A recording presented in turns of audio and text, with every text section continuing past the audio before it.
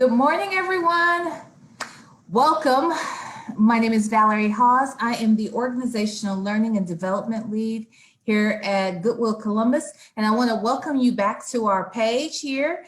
Again, we've been offering some really great information every day, 10 a.m., 2 p.m., and some nights, Tuesdays and Thursdays in particular, 6 p.m. We've been offering some great information on how to prepare for the job market and returning to the job market or reinventing yourself so that you can do something different in your career path.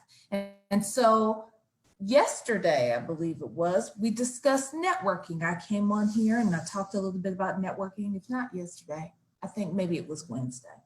With that said, I even mentioned something about an elevator pitch. So I want to talk a little longer right now, more specifically about what the elevator pitch looks like. Now, before I get started, I just want to say that we do have a moderator in the chat. I believe it's Mr. Victor Johnson out there. Hi, Victor. So we're going to get started. If you have any questions, I won't be able to see the chat, but Victor's out there and he's available to answer your questions.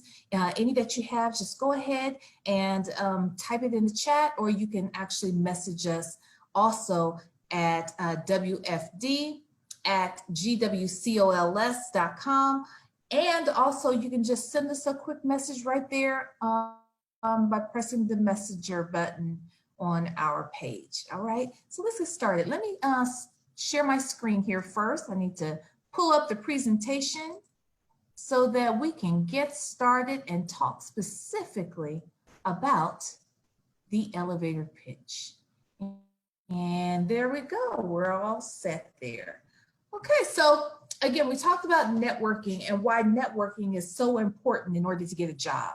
And it's very important because, for one, it's 60% of jobs obtained are done so through networking. It's the #1 way to get a job. And I mentioned in a previous training that, you know, when you're applying for jobs, the recruiter probably has hundreds, and at this point, maybe even thousands of people applying for the same job that you want. So you have to find a way to stand out. And the best way to stand out is through relationship building. So in order to effectively develop, maintain mutually valuable relationships, it's important to understand how to communicate best what it is that you are hoping to accomplish in your career path. And this is how the elevator pitch helps out. Now, it starts with you first, though, understanding more about who you are as a brand. In the networking class, I talk about the importance of knowing your own personal brand and developing one, because if you don't put energy and effort into your personal brand, no one else is going to. In fact, they won't put any effort at all in branding you, labeling you. And nobody likes to be labeled, especially when it doesn't apply to who you know yourself to be. So first, you've got to identify what is your brand. And you can do that by expressing your uniqueness, your special skills, how you're going to apply those special skills to the workplace, and what you want to bring to the table, as well as what is your professional experiences, what experiences do you have that can give you an edge in the field. You know, everybody has something unique, something that they're good at. When you can tap into recognizing what that is, you're going to be in a better position. So that's how you first start developing and understanding who you are, what you bring to the table, and how you're going to be able to apply those things in the workforce. Now, here's your chance to actually express the brand itself. Once you've identified what your brand is and what you want to express, let's talk about how you put that together and why it's important. The elevator pitch in and of itself, it's not a long lecture or a long presentation, if you will. It's a mini speech or pitch. It is a quick synopsis of your background, and your elevator pitch should be brief and concise, no longer than 30 to 60 seconds. It basically is the time it would take to take an elevator up a skyscraper. If you think about that, a skyscraper, if you were to get on the bottom floor of that building and you wanted to go all the way to the top, even with a couple of stops along the way, you probably could do it in a minute.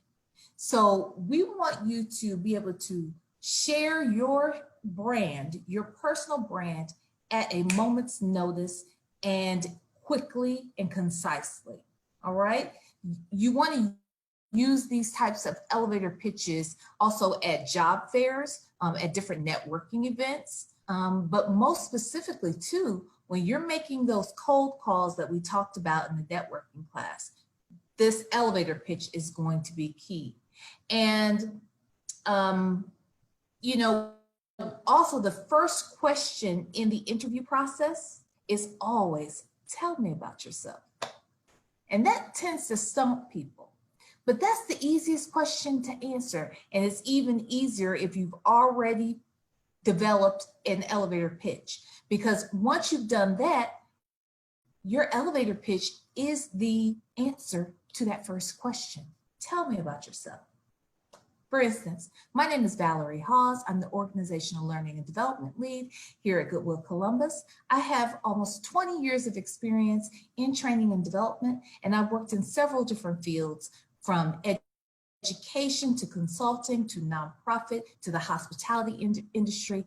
And that's pretty much who I am. I love speaking to people. I love and thrive in the classroom, working with others and facilitating and helping people achieve their ultimate goals. So that's my elevator pitch. Didn't take me long, probably took me about 20 seconds. So you'll want to have that and be ready to answer. In an interview, you always want to start strong and end strong, and there's no better way to start strong than having a truly well-defined, well-developed elevator pitch. Now, again, we're talking about this 30-second commercial. In that elevator pitch, you'll want to introduce yourself and, shake your hands with someone. Now, let's talk about shaking hands. I know right now this is a different space and time that we're in, so we probably won't be shaking a lot of hands right now. We may not even shake hands much moving forward in life after this health crisis that we find ourselves in. But you'll definitely want to walk up, have great body language, introduce yourself, use eye contact and open body language. You'll want to have the use of clear language, try not to ramble on, say what position you're seeking, talk about your abilities and experience, emphasize your individual strengths, and ask for a business card. Now, the reason why you're asking for the business card is because on that card, it has typically an email address and a phone number. You'll want to follow up with these people once you've met them. It's not enough to just meet someone. You'll want to follow up. Another reason why this elevator pitch is so important is because when you're introducing yourself to someone, again, you don't know when this is going to happen. You don't know when you're going to run into the CEO of the very company that you want to work for all along. You've done your research and you recognize that gentleman or that lady in the elevator or on the street or even in the grocery store. So you'll want to make sure that you're ready. And you may not have your resume handy at the time, right?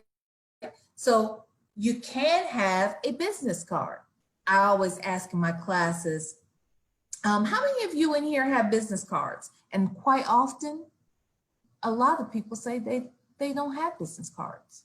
And when you ask why, they'll say, well, because I don't have a business. But you are your business. And if you don't make yourself your own personal business, whose responsibility is it to do so?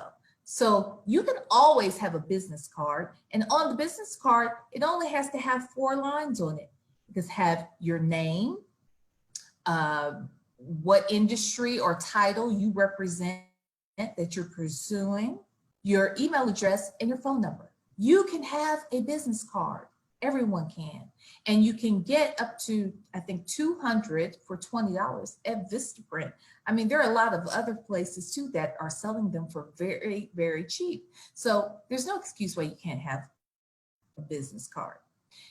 You'll want to discuss sending your resume with the person or any other information, or scheduling a possible meeting or interview or date and phone dates and times. So you'll want to have those cards ready. You'll want to be able to ask for it and then thank them for meeting with you and talking with you in that moment. So create that special 30-second commercial. Again, you never know when it's going to show up for you, so you'll want to make sure that you're always ready.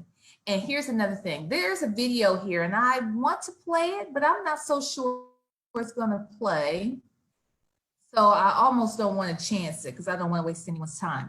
But there's a quick video. I think it's like 2 minutes, 30 seconds. You can find it on YouTube. It's called The Elevator Speech. And it gives you some examples of some not so good elevator pitches, people who were not prepared or just didn't plan it properly.